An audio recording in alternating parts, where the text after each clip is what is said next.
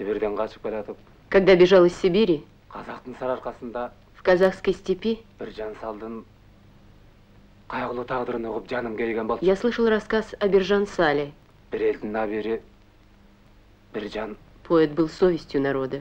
Адамдардын арсыздыгына капа болуп, оскорбленный ничтожеством людей, он уходил в степь и пел там свои песни.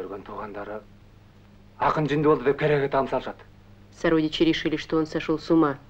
Привязали певца к решеткам юрты. Тогда он, обращаясь к своему сыну Темиртасу, запел эту песню.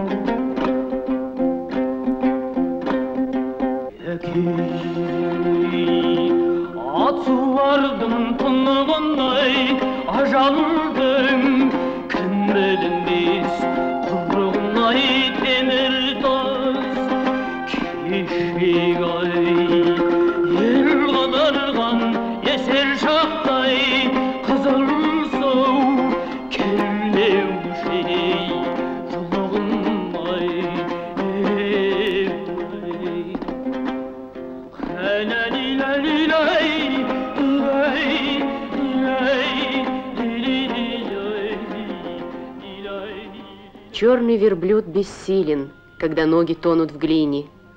Люди проклинают землю, потеряв в себе святость. Я, Биржан, гордость всех 3 казахских земель, из жизни ухожу, не найдя ее смысла. Запомни, мой сын Темиртас.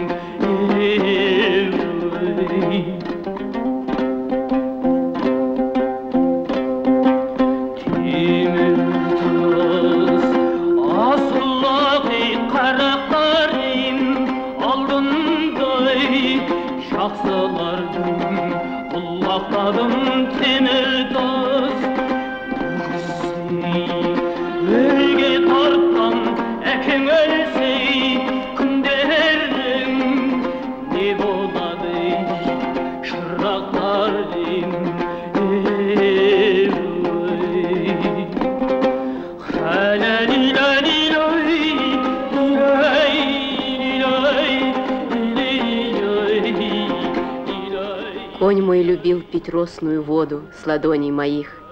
Знаю, что уже седок ему не тихий предназначен. Я был отцом, что тащил груз жизни, как вол. С ним ухожу, чтоб ты нес свою лишь поклажу. Запомни, мой сын Темиртас.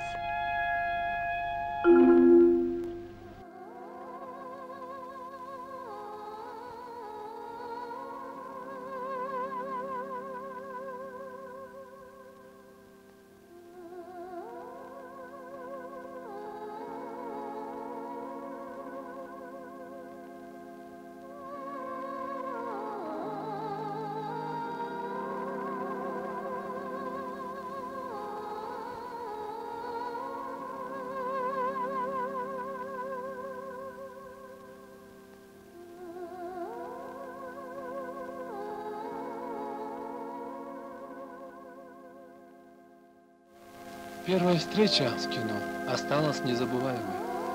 Это Бахтуул в фильме «Выстрел на перевале Караш». Когда у меня родился этот сын, я назвал его Бахтуулом. После этого фильма мною сыграно много разных, прекрасных и трудных судеб. Они не похожи на мою судьбу. И все же, так кажется мне, я сыграл людей, похожих на меня, на моих братьев, на моего отца. Я счастлив.